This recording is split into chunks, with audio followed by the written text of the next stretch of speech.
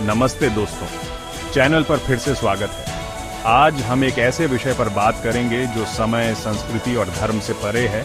दुनिया के कुछ सबसे पवित्र ग्रंथों में पाया जाने वाला सार्वभौमिक ज्ञान। हम भगवद गीता, बाइबल और कुरान से कालातीत शिक्षाओं का पता लगाएंगे और देखेंगे कि वे हमारे दैनिक जीवन में हमारा कैसे मार्गदर्शन करती हैं। चलिए शुरू करते हैं।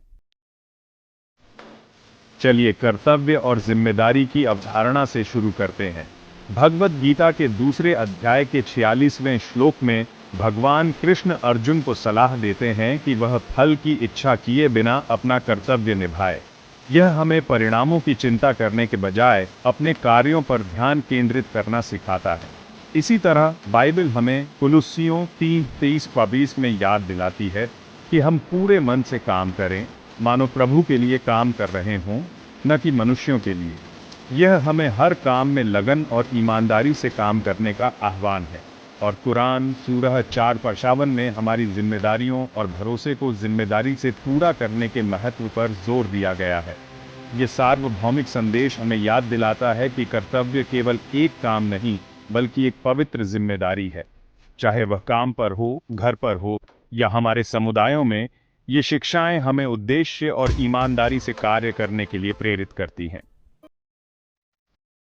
अब आइए विश्वास और समर्पण की शक्ति के बारे में बात करते हैं। भगवद गीता अध्याय 18 श्लोक 66 में भगवान कृष्ण अर्जुन से उनका पूर्ण समर्पण करने का आग्रह करते हैं और सभी पापों से मुक्ति का वादा करते हैं। यह हमें एक उच्च शक्ति पर भरोसा करना और अपने डर को छोड़ना सिखाता है। बाइबल नीति वचन 3:5-6 में इसे दोहराती है, जहां यह कहती है, अपने पूरे दिल से प्रभु पर भरोसा रखो और अपनी ही समझ पर निर्भर न रहो। यह हमें विश्वास रखने की याद दिलाता है, तब भी जब आगे का रास्ता अस्पष्ट लगे। और कुरान में सूरह 3:1 में विश्वासियों को अल्लाह पर भरोसा, तवक्कुल करने और उसकी बुद्धि पर भरोसा करने के लिए प्रोत्साहित करता है। ये शिक्षाएं हमें याद दिलाती हैं कि अनिश्चितता के समय में विश्वास शक्ति और मार्गदर्शन का स्रोत हो सकता है। अब आइए अंदर की लड़ाई का पता लगाएं। अपने अंदर के राक्षसों पर काबू पाने के लिए संघर्ष। भगवद गीता अध्याय 6 श्लोक 5-6 में आत्मनियंत्रण और मन को वश में करने के महत्व का वर्णन करता है। यह हमें अपने नकारात्मक आवेगों से ऊपर उठने और अपने उच्च स्व के साथ जुड़ने का आह्वान है। बाइबल इफिसियों 6:12 में आध्यात्मिक युद्ध की बात करता है, हमें याद दिलाता है कि हमारा संघर्ष अक्सर अदृश्य ताकतों के खिलाफ होता है।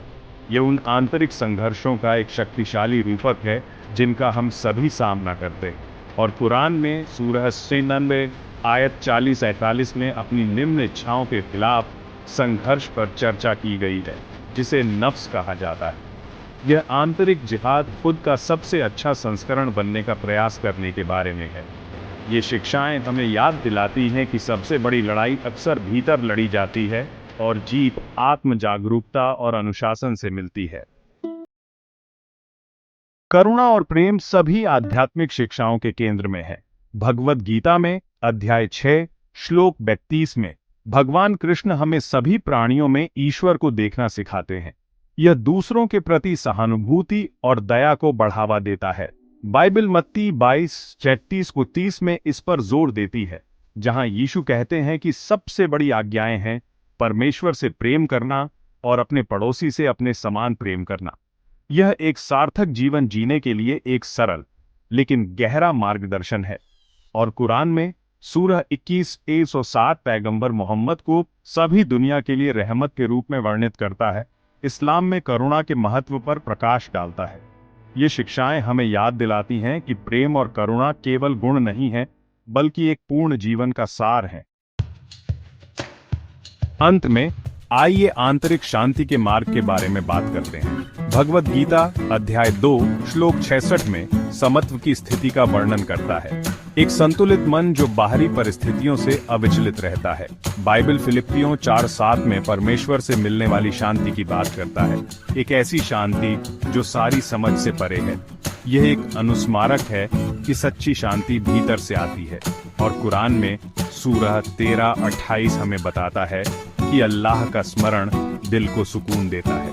ये शिक्षाएं हमें ध्यान, विश्वास और कृतज्ञता के माध्यम से आंतरिक शांति विकसित करने के लिए मार्गदर्शन करती है, चाहे हमारे आसपास कुछ भी हो रहा हो।